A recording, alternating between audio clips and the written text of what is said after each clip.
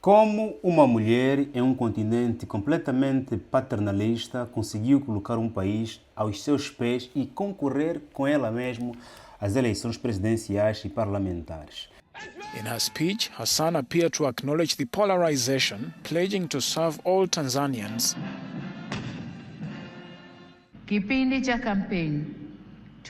During the campaign period, as a nation, we were divided along ideologies and fan bases. But after the elections, whoever wins is the one that was voted for by the majority. They are the nation's choice and should serve all, from those who voted for them and those who voted for the opposition to the ones who abstained the vote altogether.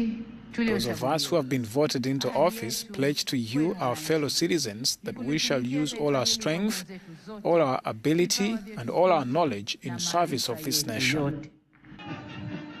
The country's main opposition party, Chadema, has rejected the election results, giving Hassan victory. It was not clear how many people were killed in the violence around the October 29th election as demonstrators took to the streets of major cities to demand that vote counting be stopped. A senhora Sônia Suluhu Hassan venceu as eleições na Tanzânia do dia 29 de outubro com 97% dos votos. Como tudo começou e por que razão a geração Z saiu à rua, por que razão cortou-se a internet, por que razão apenas 5 chefes de Estados africanos estiveram presentes na sua tomada de posse e por que tomou posse em um ambiente completamente controlado pelas forças de segurança. O que realmente aconteceu na Tanzânia. Fica aqui, meu irmão, se faz favor, até o final do vídeo. Se gostas de economia, política africana, faça like, subscreva para não perderes os próximos vídeos. Tudo começa em 2021, quando, com a morte do presidente da Tanzânia, a senhora Samia Suluhu Hassan foi indicada para dirigir aquele país. Em janeiro de 2025, o Congresso do Partido CCM a indicou, a impulsou como sendo candidata perfeita para as eleições presidenciais. Vale aqui lembrar que o partido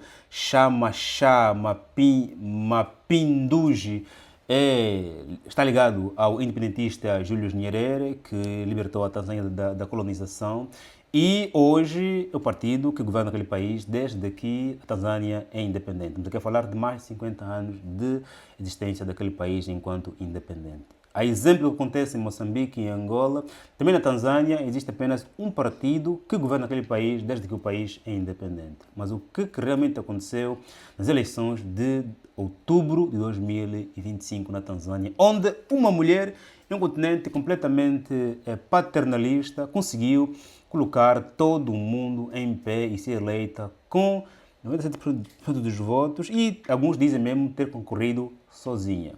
Se vamos aqui olharmos e acompanharmos a linha do tempo a nível de notícias, vale aqui lembrar que em janeiro a senhora foi indicada e empossada pelo seu partido para concorrer às eleições presidenciais, ok? É preciso que o partido autorize.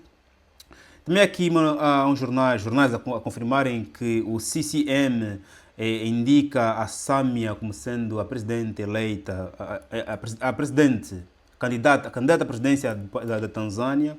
Depois vamos aqui a Tanzânia a reclamar do boicote, da exclusão dos principais partidos da oposição às eleições presidenciais.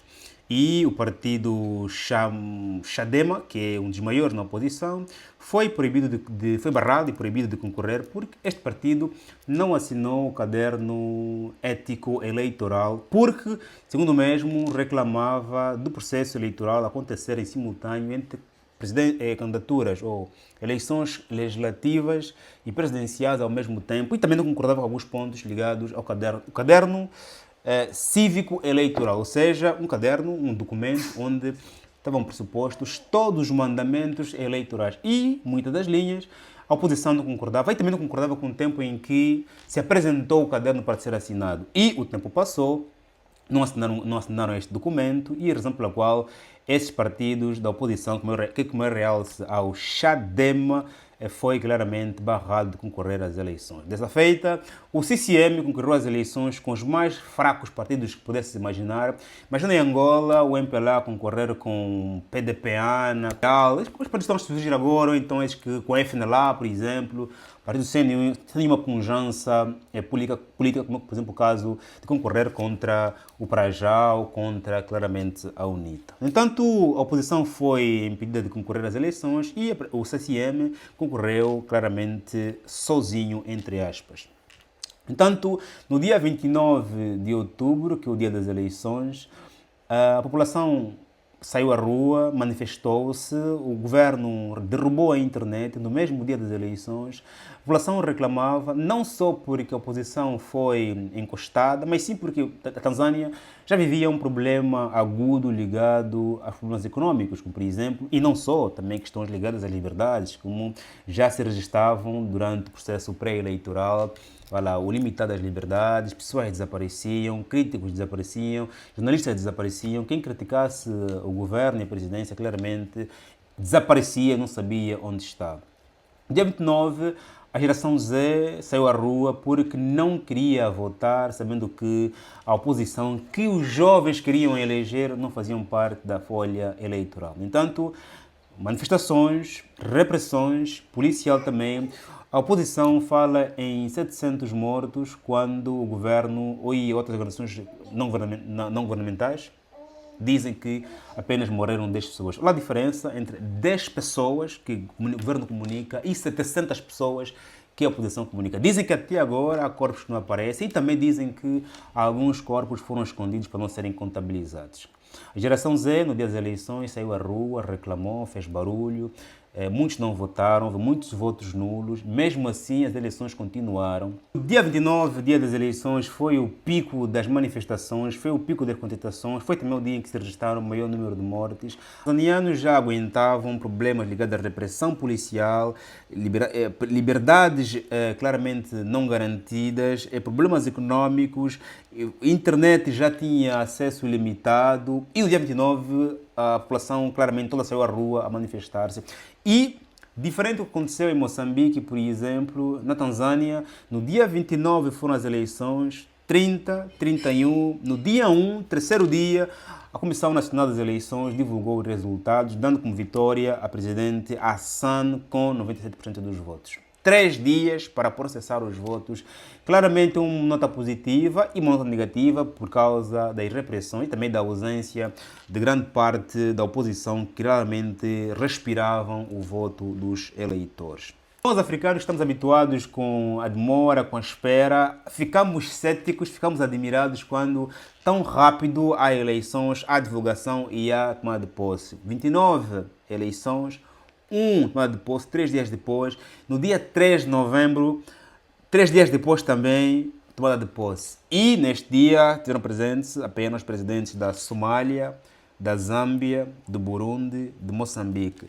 Países africanos que também não têm históricos claramente ligados a eleições justas e limpas, segundo relatórios das organizações não governamentais e estrangeiras. O mesmo aconteceu também na Tanzânia, onde organizações internacionais dizem que as eleições não foram justas, não foram transparentes, muito menos ilesas durante o processo pré-eleitoral.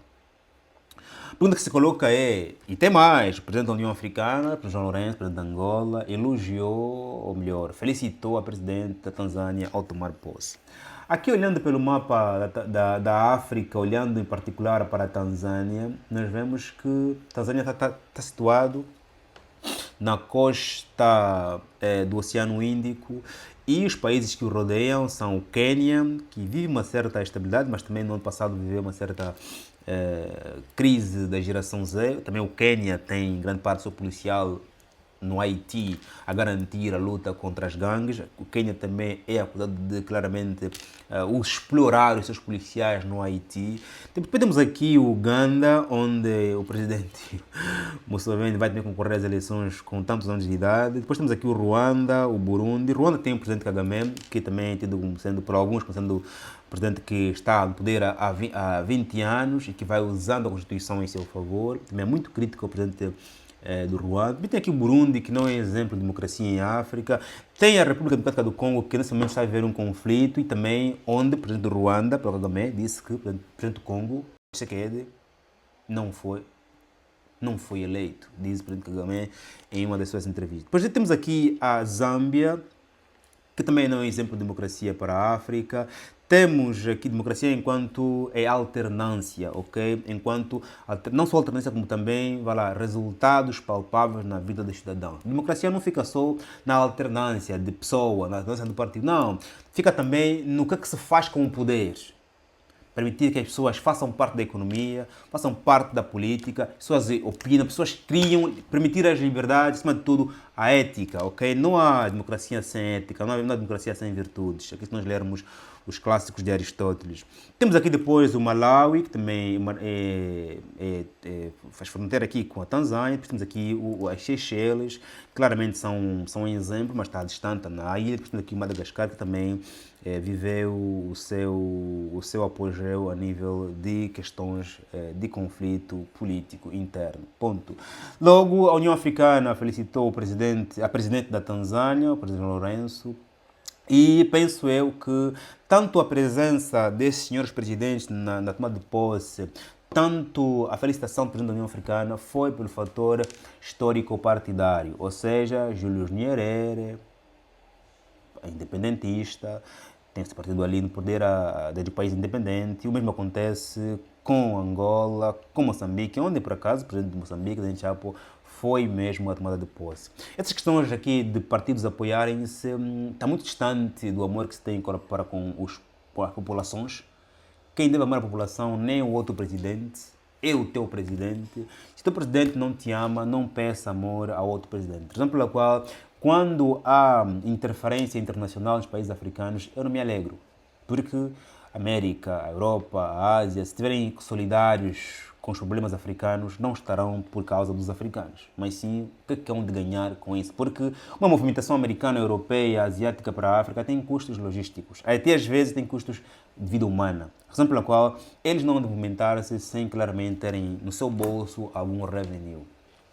Sem mais voltas, a Tanzânia está como está. A Tanzânia, nesse momento, é exemplo do resto da África em termos de alternância. É difícil um partido largar o poder, é difícil uma pessoa largar o poder. O poder vicia, o poder corrompe, o poder habitua. É preciso ter muita virtude, muita ética para poder dizer assim: eu combati um bom combate, cumpri a minha missão, ganhei ou perdi a batalha, vou descansar e voltarei muito mais fortes.